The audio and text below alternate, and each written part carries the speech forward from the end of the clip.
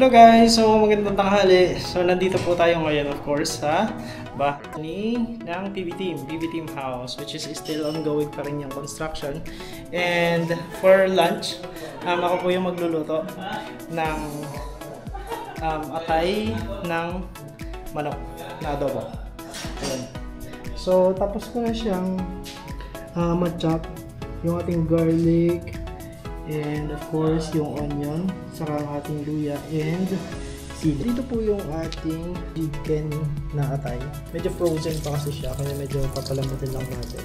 Inabad lang ng konti sa tubig para mas lumambot siya.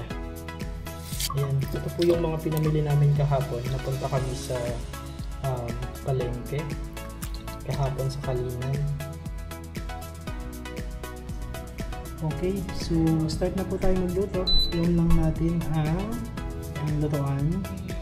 And then of course, punta tayo sa fry para mag-start na siyang init. Unahin ko ba ang bawang?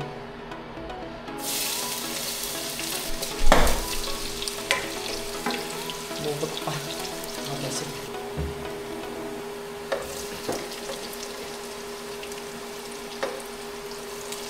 Yes.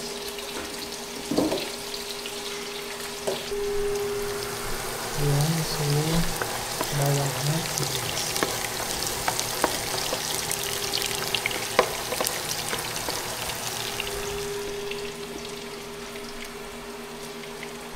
Dinilagyan naman po natin ang luya. Pantanggal lang lansa po kasi ang luya. Saka nag-add siya ng different flavor dun sa ating adobo. And then nilalagay na din natin ang ating sili. Medyo malalaki yung sili. Actually, hindi masyadong familiar dito sa sili na to. Kasi sa Luzon parang bihira na yung ganito sa sili.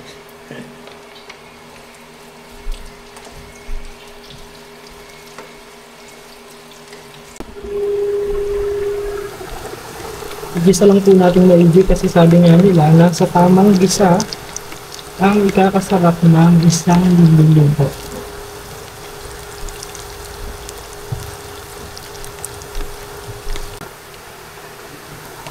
Yan, okay na po yung pagkagisa. Kaya naman, ilalagay na natin ang ating hinugasan na atay ng chicken.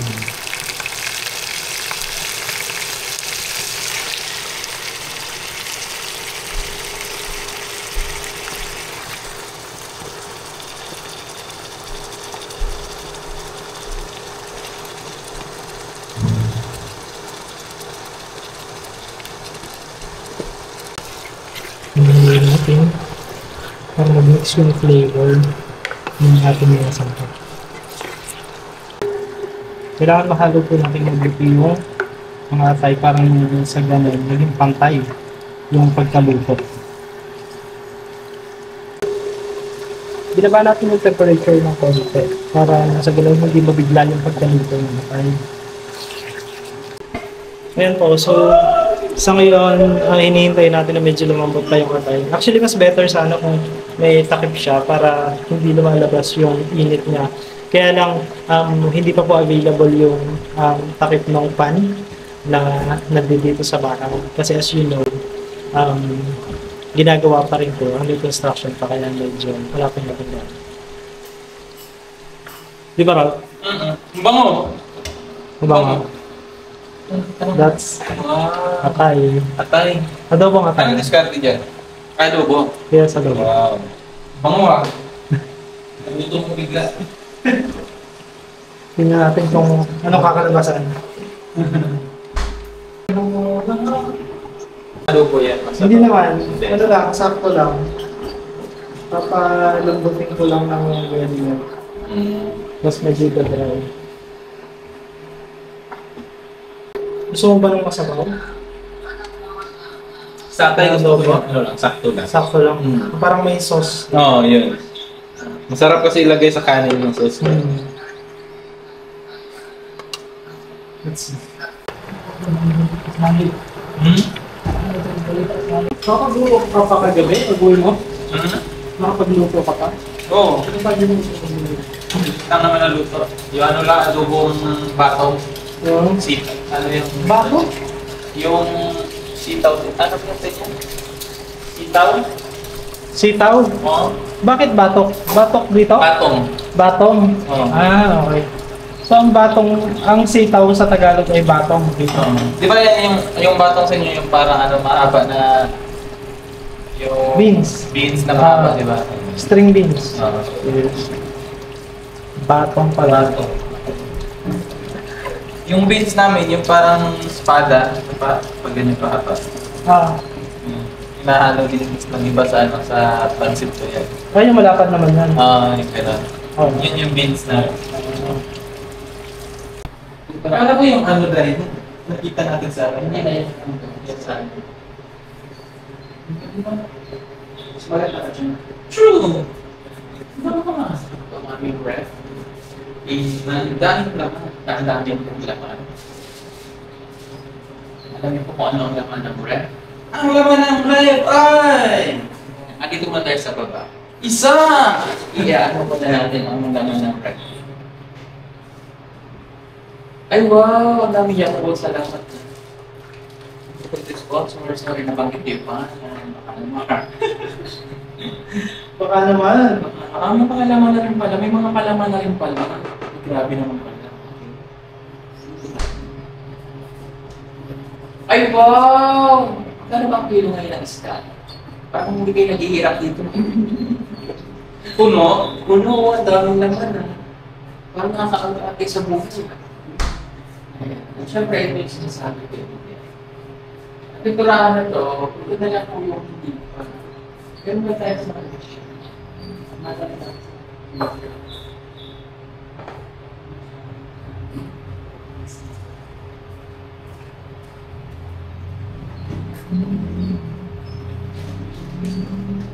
Mahigit na po ang halos.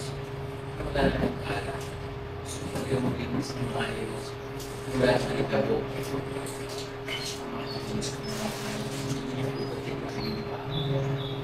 Kasi dito na naman dyan yung nasa po ang ikabo. Ano po yan rin? Diba?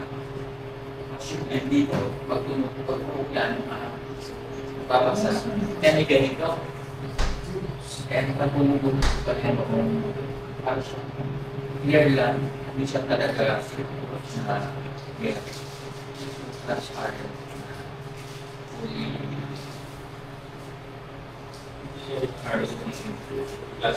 You're in front then. Fiber or level. Tapos meron na rin kami, actually meron na kami lamesa. Pinupuan na. Hindi pa lang namin binubuksan. Kasi hindi pa niya po kabuhanan. So, natay po natin siyang magpakita. Ganon. Yung ilaw dito hindi pa rin nakakabit. Yeah, so may mga gagawin na naman na kami dito. Meron kami rice cooker. Meron po kami. Bunting po namin kakaiba. Hindi good thing yan dahil. Ayan. Pag sumabit ka po ito, ang dalawin talaga. Tapos nandito po si Tots TV. Hello. Subscribe niyo po ang kanyang YouTube channel. Kung ayaw niyo naman po, okay lang naman. Wala namang mawawala sa akin kung hindi niyo sa subscribe. So sa kanya may mawawala, di ba? Ganon. Kaya nagpapakabait po siya para i-subscribe niyo. Ginagawa niya po lahat para, tinan niyo, nagpapakitang gilas. Di naman po talaga nagluluto yan. Pero Nagluluto-lutuan lang po siya para naman po nagmamakaawa siya kasi talaga eh. Panoorin daw siya. Pag nanood niyo po ako, tumutuloy po ako sa alambre, gagawin ko po lahat. Kilala na nila yan. Mga classmate ko yan, mga kaibigan ko. Dinalaw nila ako dito. Kasi para ma-relax din sila. Ka-enjoy, makabanding ulit. Ganon. Yan o. Ang niluluto niya po ay pinakbet. Uy! May pinakbita dahil. Hindi ba yung pinakbet? Sorry. Kasi ito po yung mga inanin natin mga saging sa farm. Ayan po, so medyo paluto na yung ating adobo. Lagyan lang natin ng cubes. Ayan. Then po ginamit ko ay more cubes. More cubes, baka naman. bay leaves. Of course, ang adobo ay hindi kompleto kung walang bay leaves. Chlorophyll po yung tawag dito.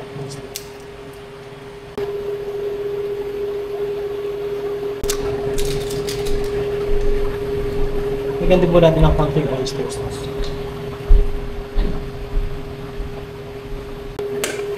And of course, paminta. Kailangan po medyo binigyan natin.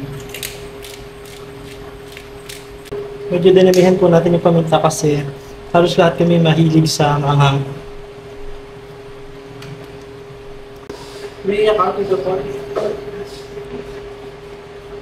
Pinagdadaanan ka ba? Yeah. Sumasakit daw ang tiyan mo.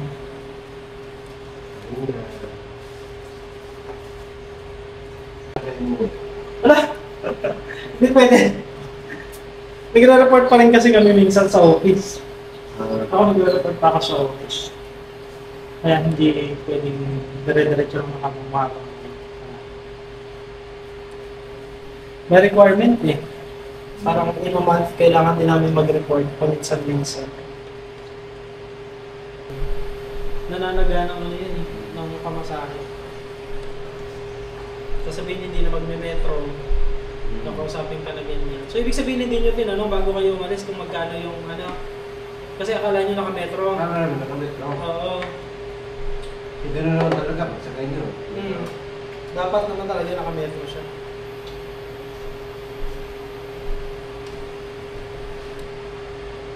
Pinakita siguro niya, kasi dito parang foreigner. Ah! Di ba? So, Parang foreigner. sabi niya pagkakakitaan ko to. So, ipapatikin lang natin yung kanyang sabaw para maging ano siya, parang sauce na.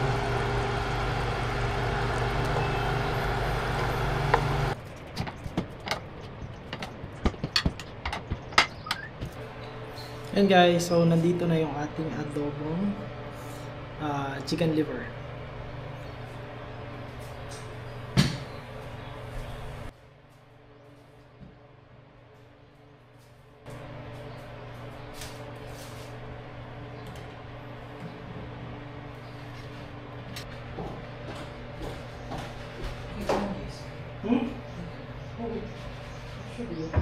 Naghain ako. Wala na pala yung sinigang. Naubos pala natin kagabi. Wala akong makita eh. Sila? Yes.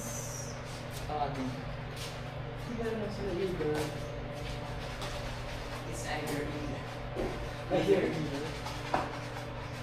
Yung Jung. Yung Jung? Joy! Let's see. 35 minutes. Before my call.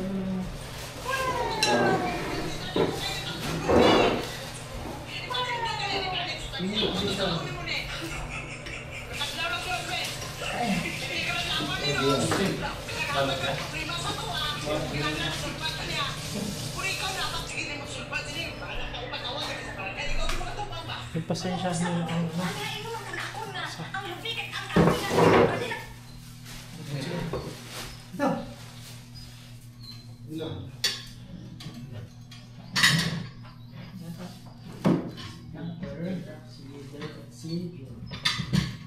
Si Jerome mo mamaya.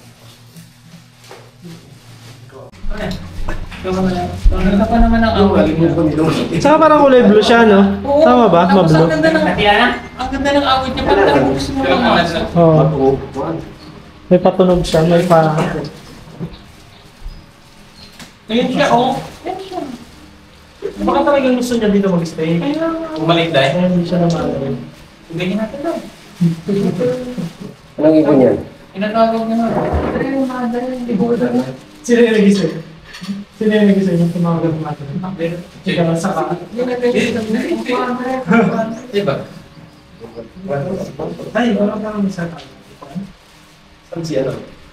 Nasa... Yapata. Maraming salamat ng grasya na nasa mga Lord. Hindi nila lahat sa kapastos. Ang panglawas Lord. Ang panglawas Lord. hanggang dito sa pero ito na yung best na dilip-dilip siya mga tulungan sa Lord. Kanina ka ng Lord ang salamat sa mga Lord ang buwas.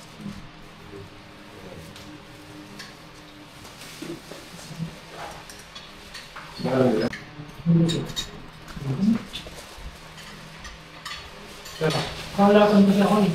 Baka makamata ako sa'yo. So, Pala tayo. Ngayon nyo, maalit na maalit ako.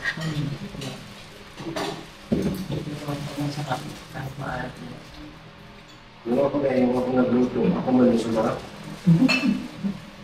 Hindi nga yung gawa ng hindi case. naman. Hindi ko sa Ako, mga ayun, naniwala naman. Ha? So, wala siya sa upuan mo. Hindi ko ako mo eh.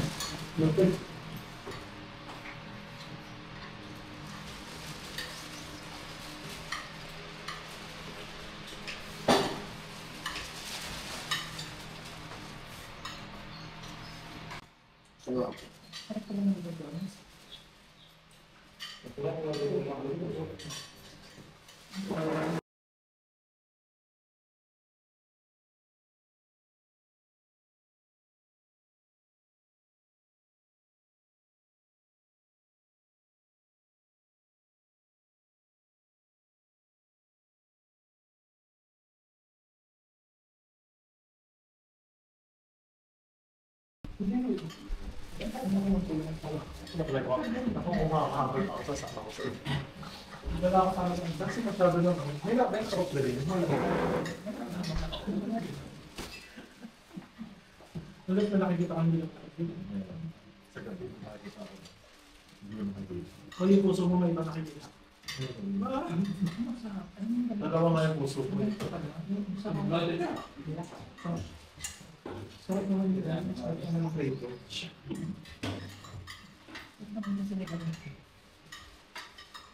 Pero yung bigay ko sila ng siniya. Gusto ko yun. Check ko na kung ano. Wala na pala. Ubus na natin. Ubus na. Wala na tayong pagkaran.